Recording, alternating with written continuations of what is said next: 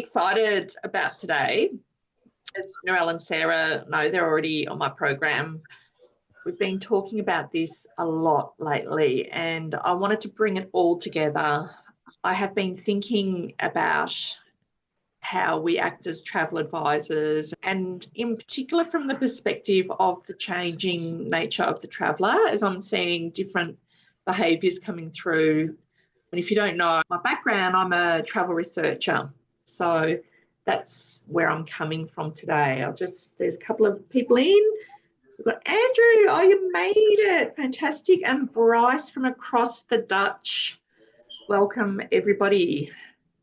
So good to see you all. Andrew, I just love your videos and content and warped sense of humour. It's just so good.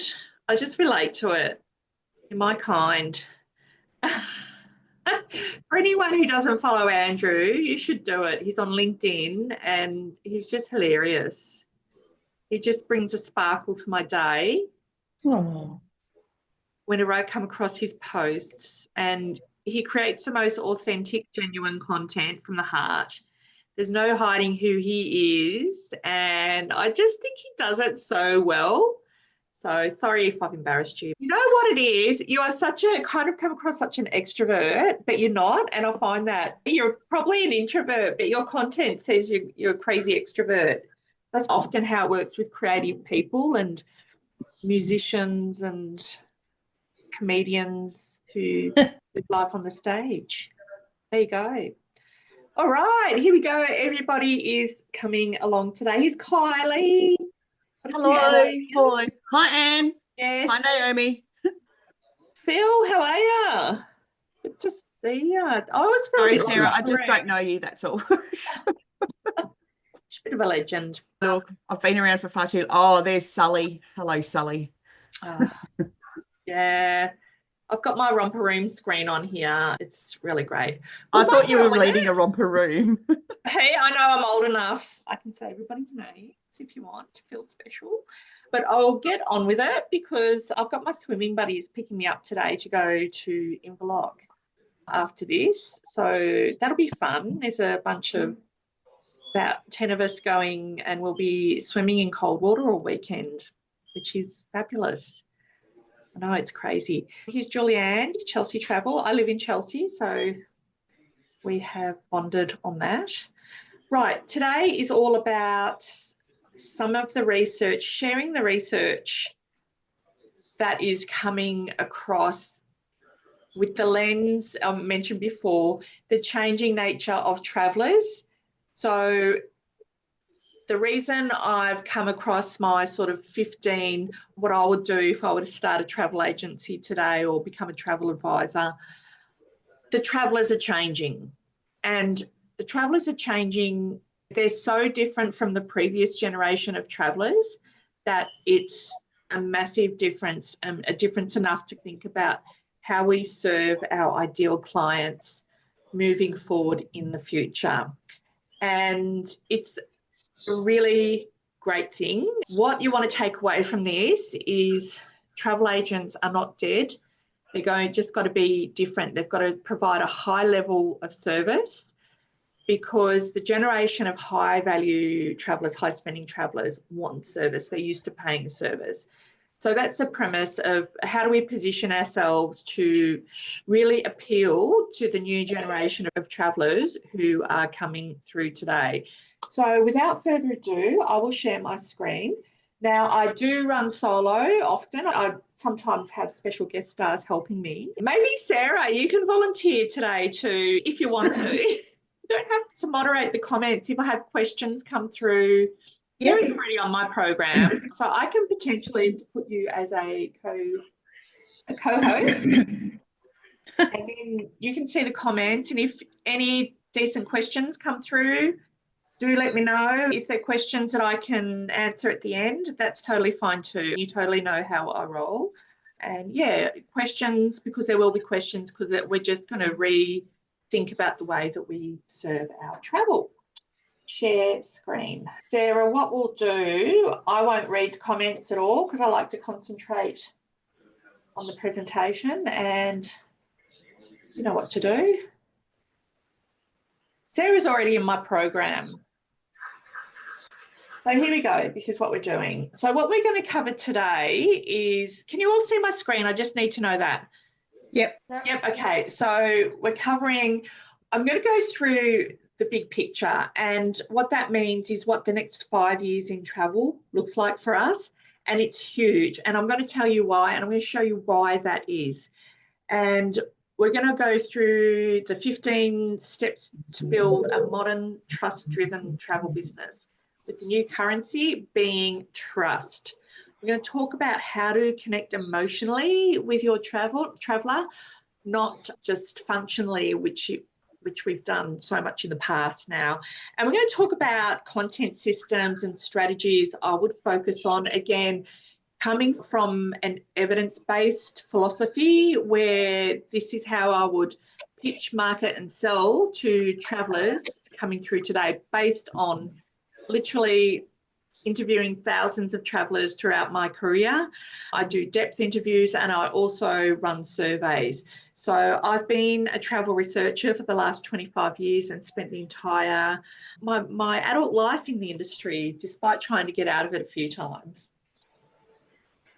So I have 2 boring charts to show you today, but let me promise they're exciting, boring charts, which I know that doesn't make sense, but here's why. So on the left-hand side, I have Australia's fertility rate.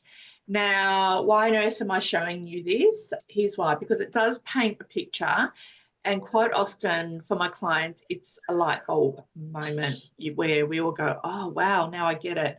So this chart is indicative of the Western world and all Western markets. And we're talking about the baby boomer generation predominantly, who are going to be the highest value travellers coming through right now. So what we can see here is, going back to the 1930s, a really low birth rate base.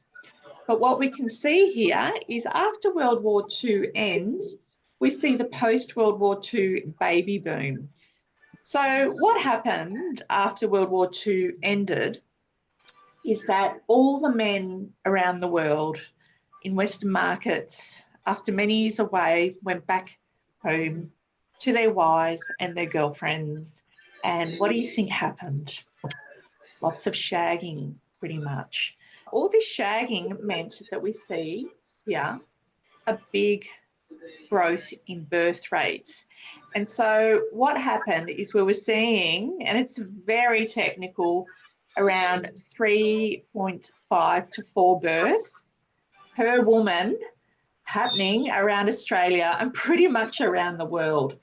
So all of these people here in this big fat bulge, population bulge, they're about to retire, or they have retired already.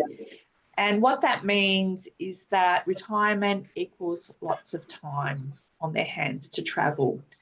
Now, the reason it goes down is that the contraceptive pill came in the late 70s. So, sorry, in the late 60s. And this is the reason that we will never have this opportunity to market to this many people with so much time to travel ever again. We just simply won't have the numbers. And that's why it's a once-in-a-lifetime opportunity. We are in the best time. The next 5 years will literally be the best time we can sell travel ever. Basically, any commodity, anything in retail, cars, whatever is happening, they're the most cashed up in time that we will ever see. And they're moving through retirement right now. So you can see here, this is where the bubble is, but I've also brought it down further in that you can see when the bulk of these people here are retiring.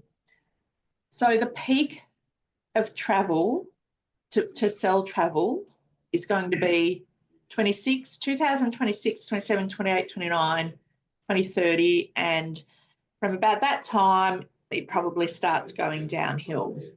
People born during this time are now approaching their retirement age.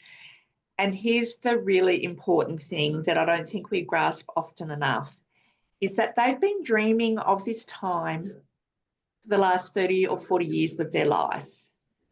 It's a very high involvement purchase, and we do need to respect that. They have been spending so much time thinking about their travel.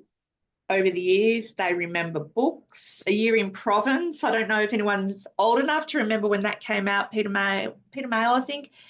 He comes up all the time in my research. Even now, people talk about, oh, I remember reading that book, or I remember I did this. We're talking 20, 30 years ago. And that is just how heightened this time of their life is. And we need to give that total respect. And to monetize that is, once you chime into that and understand how they're thinking and how they're buying travel, it's relatively easy to help them travel more. So here's the thing, travellers still want travel agents or travel advisors. But we have to remember and rethink, travel is emotional. It's not just logistical. So we quite often get caught up in the logistical side of what we do in the travel industry, when in fact, for the traveller, it is a hugely high involvement emotional purchase.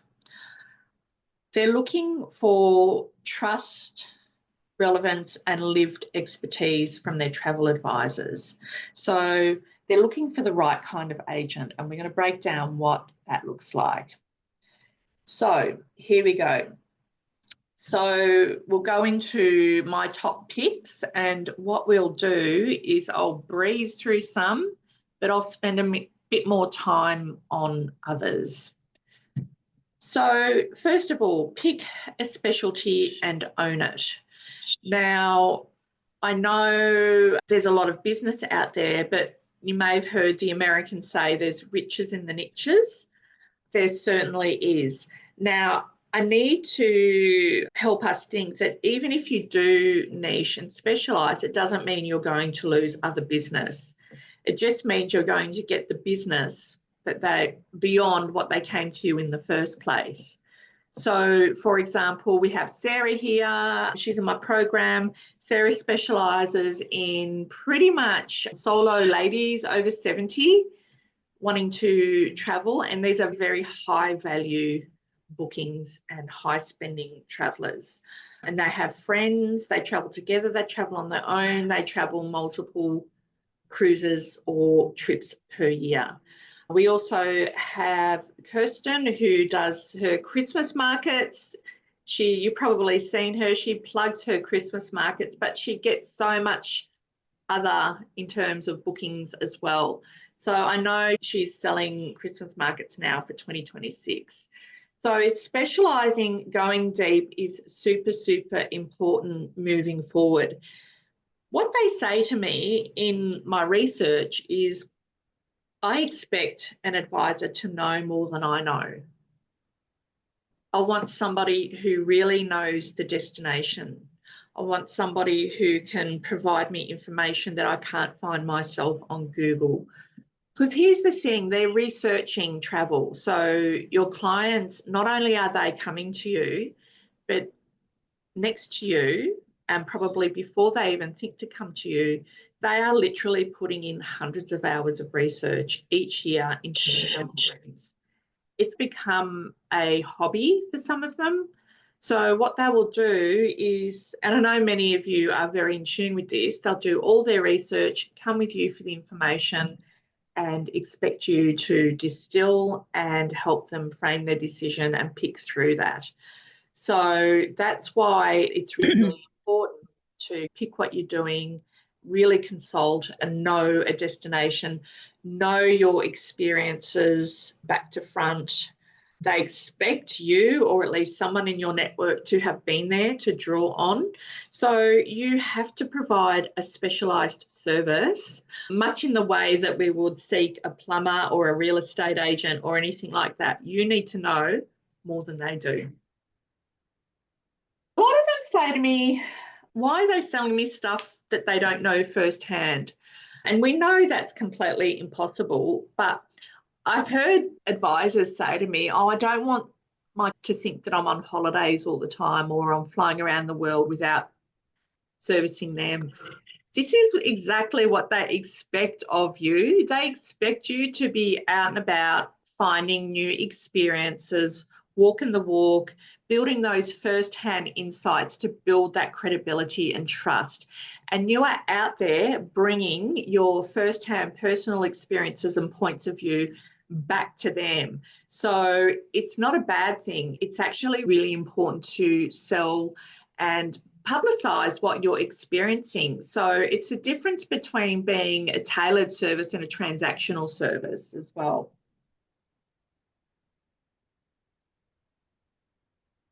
That. Now, I touched on this before. Travel is such a high involvement, and let me tell you, this is whether it's domestic or international. It is high involvement. There seems to be no real pattern. So for the most part, it's not just about going to a place. When they come back, they expect to have been, they want to be a better person. They want to be a different person. They want to have learned. It's about identity, growth, and transformation. Travel is a transformative experience for pretty much everyone I talk to. They're curious, they're really interested to learn, they want to learn about people, whether it's people where they're going to, or even interested in people they're traveling with on a tour or a coach on a cruise. So it's really important when you're talking to them, talking about the emotion side of travel. What are you hoping to achieve from this trip? Are you looking for any transformational experiences? Why are you going on this trip? Not just what you want to do or what's the itinerary. So really echo their deeper reasons for travelling. I touched on this. High spending travellers research long before they come to you to book. So you need to be visible before they're ready to book. And anyone who works with me knows that's all about content marketing. So content marketing is ensuring that you have your points of view, your content, your stories, your written content, your YouTubes, anything that they can explore where they're doing their research. So the way that we do it, and I'll go through this in a moment, is we create blog articles based on your first-hand experiences, wherever you can put your points of view in. They'll read it, they'll land on your articles, and then they'll go and explore other articles. It's not just satiating that demand for content. It's actually allowing for them to get to know you before they even come to you. It's allowing for them to trust you. You're building trust. It's not transactional. It's not just content. It's your stuff. It's your stories, your information. So we use content marketing to show up in the early stages of the customer journey. So that is when they're dreaming, when they're doing all their planning, when they're reading their friends' social media posts, when they're at the friends are in Amalfi. So it's being there and being at all those touch points before they even come and they're ready to book. So they're in this perpetual state of travel research. They want more and more transparency as well. With the transparency, that means fees, of course, and this kind of came out a lot during COVID. It's okay to talk openly about how you're paid. I don't think they need to hide that, because with this generation of consumers, it's almost like we need to reposition the way that we talk with them and treat them more as a peer or a colleague. And so it's okay to talk about your commissions and talk about your service fees, why you charge service fees. People are used to paying, as I say, a plumber per hour. They're used to this concept, and that's the difference between the previous generation of silent generation travellers and baby boomers. They're used to paying for service. be very clear. Some of the great things for you as a travel advisor is that you're there to help them navigate cancellation fees and refunds and so forth. And of course, with clarity around your purchase, and these are big purchases, by the way, comes that confidence. So ensuring that you share all the stuff on your website and your blog, ensuring that you provide cases as a blog of where you've actually helped people navigate that.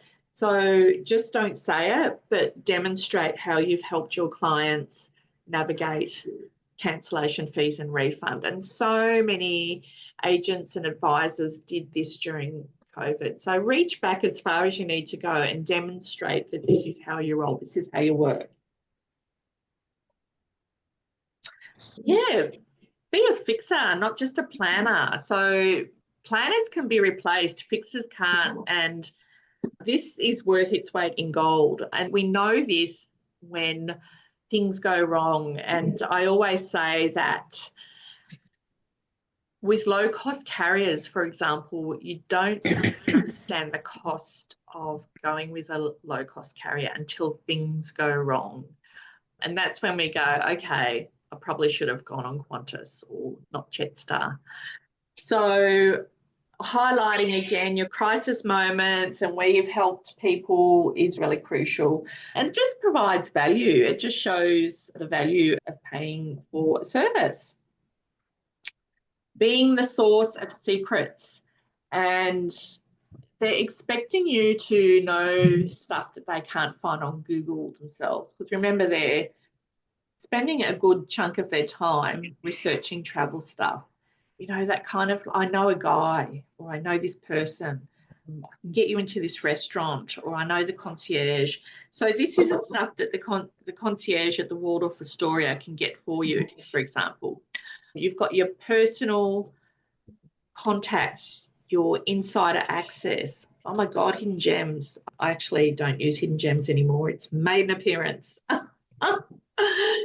But anything, any little secret bars or secret little night precincts that you found in your travels that you can pass on and give them is really cool. Almost like your little black book of suppliers and your places, and have it on your website or your blog, or just have it for them. Decision fatigue is a real thing when it comes to planning travel. We've got access to so much information now. They'll either love it or they'll hate it, and then they just can't make a decision. So your job from here is to say to them, once they've spent their hundreds of hours, they'll come to you and you can say, give it to me, I'll take it from here. And you help them navigate the complexity, the overwhelming options. You help them decipher information. You help them understand the relationships that you have with suppliers to make life easier for them. And simplification builds confidence with your clients. Curating those choices by providing clear guidance and transforming that overwhelm into clarity, because it is such a high involvement decision for these guys.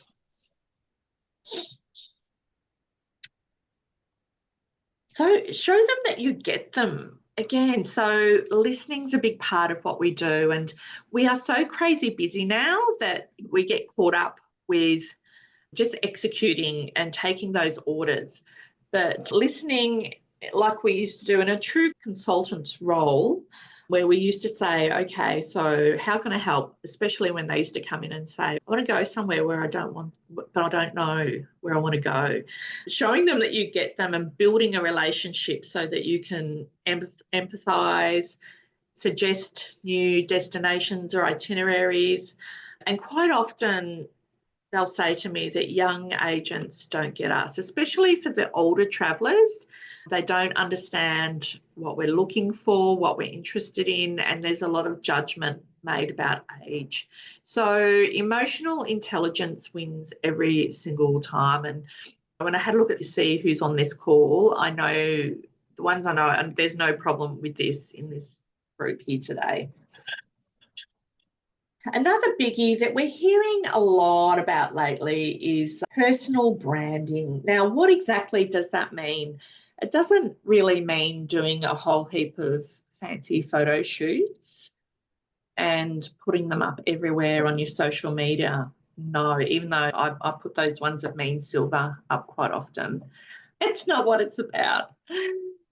It's about your perspective rather than your visual brand. But your visual brand becomes your perspective because you need to create content on the go of you, almost like you on location, which you do. And this is what suppliers expect of influencers, and suppliers are expecting of you when you're on your mills and so forth.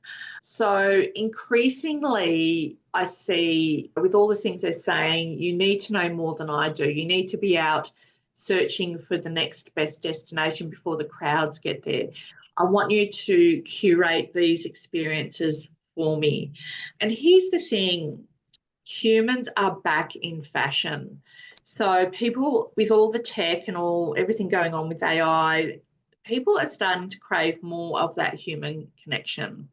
They want to follow someone real. They want to know that you're out there traveling around finding the best experiences and destinations. That is your job.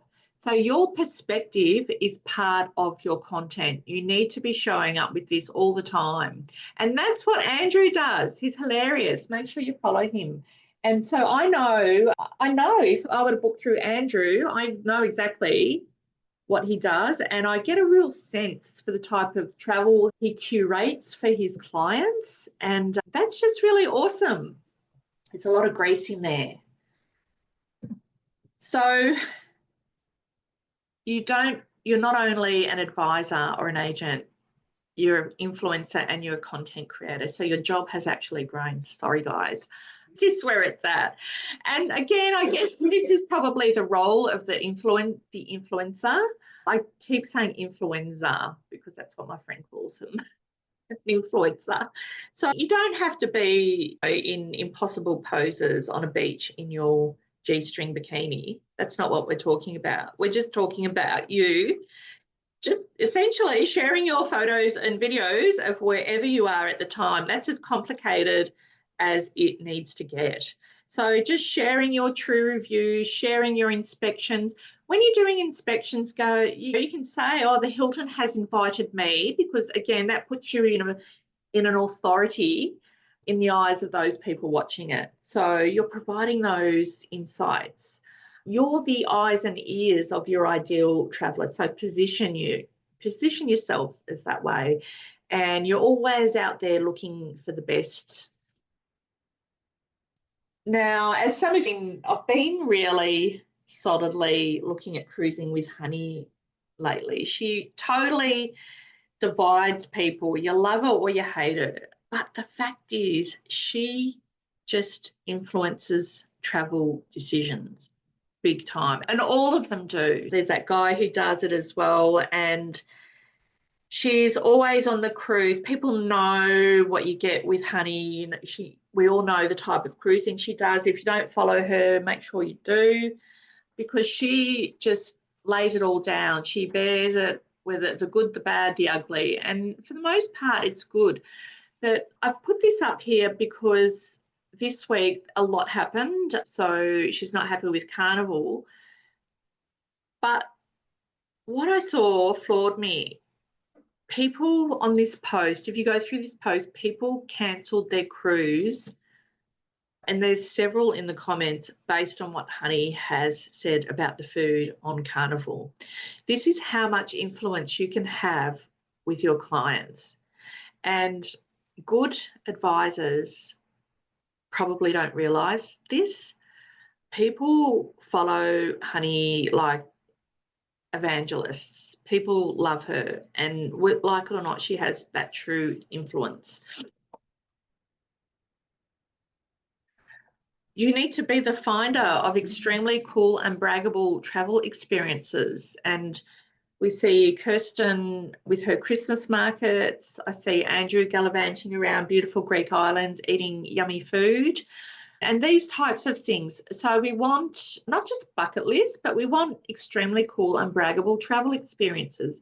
We want those experiences that we can come back and talk to all of our mammal bike riding friends that I went to Modernism Week in Palm Springs. We want to talk about it at the dinner parties, going out to dinner. And not only this, is that people travel to these things in groups of friends as well. They're really profitable. So just finding events, getting tickets to stuff. Like I always say, if you had tickets to Oasis in London, you would have made an absolute fortune because you could curate entire experiences around these seemingly, I don't know, ordinary events, going to a concert, but it's not ordinary to these people. So they're looking to go, the high spending travellers looking to go to really awesome events around the world. Coachella is another one they go to. And we see evidence of high servicing with Airbnb. You would have all seen this through the week, that their experiences, product, and they've also introduced services. So people are expecting to know, for you to find more stuff for them to do. And we talked about this the other day in my coaching call. A lot of this stuff is, even though it's not outwardly commissionable, you can earn affiliate commissions, which is something that a lot of us in the travel industry don't think about. Becoming an affiliate of Viator or any number, or even, dare I say, booking.com, but having affiliate links if they're going to go this path. And again, this is why it's really important that your content covers a whole range of things so that they're always thinking about you and not doing that. Sometimes I book through my travel agent and sometimes I book it myself, which is what I'm seeing more and more too. So you have to be at them with extra products and services all the time that you're offering. Who's going to do aerial art lessons in New York? That would end in tears for me. Of course, experiences, they've been around for a long time, but this is what increasingly people are looking for, and they have been looking for this for a while. That local immersion, what exactly does that mean? And there's different interpretations of that, but increasingly they want to, again, it's got to be braggable, it's got to be interesting, it's got to be something that other people are unlikely to do, and where they can meet people, because in travel, let's face it, it is increasingly more difficult to meet local people in the destination that you go to. So any opportunities that you can give where that will happen is really awesome. Using emotion as a core strategy, and I've talked a lot about this already. Travel decisions are emotional, that transformation, and share your own personal stories that they will be able to relate to about travel. People like Margaret at 69, divorce is a really big time for women in particular to find themselves, and they use travel to find themselves a lot of the time, to find out who they are and do the things that they couldn't do before. So looking for really emotionally impactful experiences. And this is huge right now in solo travel. Focusing on value, not cheap. So these guys, I talk about high value travellers, the clients that you want, not the tripper deals. And that's something that I've been through with my clients. We did a whole session on why tripper deal is not a threat to you. They will prioritise experience over price at any time. And as I've mentioned, they're really not happy to, but they're willing to pay for service, for value, and the emotional return on investment. So instead of thinking of the monetary, what's the emotional return on investment? And in multi-generational trips, that is creating memories with your grandchildren that will live on with them way beyond when you've passed. Here's another kind of reframe that I want us to think a little bit about too is, and again, we touched on this a little bit yesterday, I'd like you to think about becoming a travel coach, not a travel advisor, not an order taker. So we're used to coaching now. We're used to paying for coaches, a weekly or a monthly coaching session. where we can plan our trips and run ideation sessions on okay, give me everything. What is your travel dream? And then I guess bringing that down into next year and the year after. The reason I feel that this is a great way to go, I know from the research, is that travellers are planning travel not just 1 year ahead. I'm hearing 2, 3, 5 years, and I've even had a couple 10 years. They're planning 10 years ahead. They have spreadsheets. It's a military precision a lot of the times. So it's almost if you act as a strategist rather than a booking agent. The world is big. The world can be crowded. Let's work it out together and work out the seasons, low season travel, high season travel.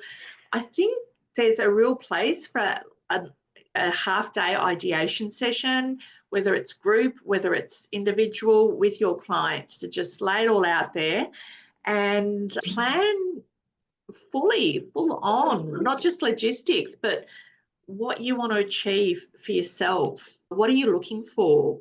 What transformational experiences are you looking for? What have you always wanted to do in your life? If they can't do Africa, well, they might be able to do somewhere in Asia, for example, for those animals, the big five. So really guiding them with your ideas and insight as a coach. And here's the other thing that I would do is use AI to save time and scale you. So we do this a lot with the Travel Marketing Machine and in my program. And this stuff is not rocket science. It's actually really easy to do. It's easy to do now. It wasn't easy to do before AI. We use AI to create our blog posts, to create our Famil trip stories, which some of you are doing. What I find with AI and the way I like to position marketing yourself and what you do with AI is that it gives yourself more time to be brilliant and available. It gives you more time to go off and curate those experiences, design those ideal experiences. So that's what AI does for you, and that's what the Travel Marketing Machine does for you. So what I want to do here and now is this is something I do with all of my webinars. I give you amazing insight, and then I'll show you my latest product. What I wanted to do is create a 7-day AI marketing challenge. So what that is, it's a 90-day challenge. We create content over 7 days. We create marketing strategies and positioning strategies based on what we've just gone through. Over those 7 days, I actually give you 14 because, hey, we are in travel. We know what happens there. And we'll build the ready-made marketing system to position you as the travel coach. We'll build 90 days of trust-building content to meet them before they're ready to book. And essentially, we will double your inquiries over that period of time. So it's happening on the 16th of June. It's the first time I'm running this, but I'm only doing it with a group of 20 as well, because I wanted to make sure we give it all it deserves. Why the challenge works, and I personally love to do challenges as well with my coaches.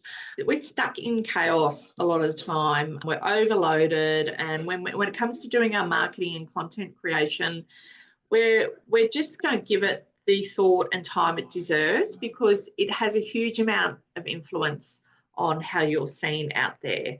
And as you've seen, this is why it's really important. So we'll build 90 days worth of inquiry ready content. We're going to create your funnels with emails. I'm going to give you a whole heap of my traveller research, which is literally worth thousands of dollars. And you'll get everything done in 7 to 14 days to run for the next 90 days. So what we do with that content is we create it all, and then over the next couple of months, we analyze it all. So there's an analytical side of the content where we will check our emails, check who's opened it. We can tweak our content based on those results, and we can also call potential clients as well. So here's what we do. Day one, it's a bit like a mini conference where we do a walkthrough of what's happening. But what I want to also do is go through more in depth some of the stuff that I've talked about here. What does a high spending traveller look like? What is the customer journey? Any research and niche or niche opportunities that are available right now. We do all that content creation, build the funnels, and then we have daily coaching sessions where I basically do all this with you, which is really exciting. I'm going to give you 3 months worth of the full suite of AI travel assistance, and that is the Travel Marketing Machine. This is $4.97 a month. You'll get your campaign planners, 3 months of coaching and accountability, and you're only going to pay $497 for this. It's amazing value. Now, the thing with the Travel Marketing Machine and any kind of AI assistant that is not ChatGPT is that you really don't know what it is until you experience it. And that's nobody's fault. It's because AI is a new way of thinking. It's not replacing anything that we've done before, and it's just a new part of the brain that we are using. So the most common objection I get for this as well is that I can do it myself on ChatGPT. It's just the same. No, it's not. I've built something extraordinary here. I've been able to put all of my traveller research, about $400,000 of traveller research that has been accumulated over the last 20 years, into a big brain that sits behind an interface that is exactly like ChatGPT. And with that, I've been able to put in all of my proven marketing strategies and systems to build trust building content. Now, this is all the strategies I used to use with the big brands. So previous to this, I was working with big global travel brands with my research and helping them execute the research findings into content that converts to bookings and inquiries. It's a process that used to take me a couple of months. We can now do this in 7 days, and you don't have to be an expert because I've done all that for you. It's truly incredible what we've been able to create here. And this, I wanted to show you, this little piece here, if you have a look down here, is from Linda at Outback Astronomy, and she sent this through yesterday. One of the articles that she sent out from the Travel Marketing Machine had immediate response from her database. So she literally sent out an email and had several people email back telling her how beautiful it was and how it was a joy to read. Have you ever sent out anything like that? This is something that you do not get on ChatGPT. You don't get that emotional connection. So one of the things that ChatGPT and all general out-of-the-box AI does is that it's not good at emotion. It's terrific at factual stuff, but it's really a bit weird at building emotional content. So that's where I've come in and built it for you. I'm really excited about this. This is really going to position you all as, something extraordinary. Not that you are now, but it's really aligned with the way that new travellers are thinking. And it positions you. I showed you at the beginning the next 5 years in travel. It's going to be amazing. And let's face it, we love what we do, but we also love any money that's generated from what we do as well. So everything I do here is from research. It's from interviewing and researching those travellers constantly. And I'm constantly doing this every single week. which I absolutely love doing. And it's seeing travel as a transformational experience is really something that we need to focus more on now. Andrew, transition of wealth from boomers to Gen X. Most boomers would say to you, I'm not dead yet. I'm only 65. So that transition. So what we're seeing is we're seeing the generation before, so the silent generation, so the ones that were quite frugal with their money, they're in their 80s and 90s now. There's going to be a massive transfer of generation to the 65-year-old baby boomers that I just talked about, because the parents of the boomers never spent their money, because they were brought up by parents who lived the Great Depression. They knew what it was like to be hungry. Therefore, they never spent their money. They had a very different experience. So we've got the transfer of wealth coming from the silent generation to the boomers now in the next 5 to 10 years. And then after that, it will go to Gen X. So Gen X is probably, that transfer is probably about 10 years off. But the boomers is where it's at. So anyone 65, they've just got an enormous amount of wealth. They're travelling multiple trips a year, domestic, multiple trips, international a year. So see you, Jess. I'll see you in the challenge. So every week I'm finding out new things about travellers, identifying new trends, and we work with those and just to make us a better advisor. Now, I do have a question. Yes, Bryce. So basically, I assume that you have your own email system, whether that be MailChimp or if you're with a travel host, they will have their own.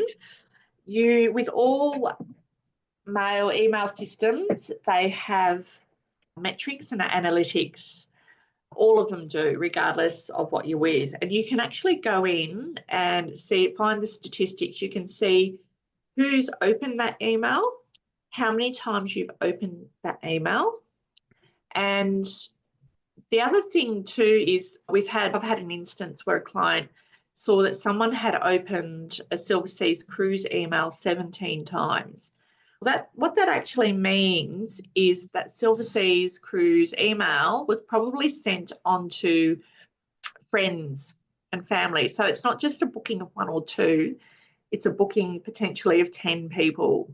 And that triggers you to give them a call and just old school, chase the booking. So you can flick them an email or call them. And we do this every single week. So every single week, here's the system. You build a piece of content, you put it up on your blog, and that could be something where you're reporting on your latest famil or a personal trip, or you just want to talk about your philosophy or something you've done before. That goes up there. We send out an email. The link to that email goes straight to your website. We put it on your social media, your Facebook or Instagram or LinkedIn. The link will go directly to the website. So what happens is that week, all roads lead to that piece of content and onto the website. So they'll read that like they did with Linda's Outback Astronomy. And then the theory is that they get lost on your site and your content, and they'll poke around and read and have a look at different things. And your job is to have enough on there to build that trust, reputation and authority, give them ideas and help them understand that what you offer is relevant, helpful and useful, but also that you get them as well. So the reason we use content marketing with email is because they're spending those hundreds of hours a year researching travel. And they're lurking way before they come to you. And you just want to be there wherever you can. Be there before they're ready to come to you. And just setting up a new website. Oh, great. I will actually have an accessible GPT coming up in the Travel Marketing Machine. With the Travel Marketing Machine, I will have the big brain, but we also have segments. We have solo travel marketing machine. We're going to have accessible travel marketing machine. We've got the Famil Trip. I just genuinely want this to be helpful and just really understand the way the traveller's thinking. All right. Thanks, everybody. Have a great weekend. Enjoy your time and we'll see you around. Thanks. Bye.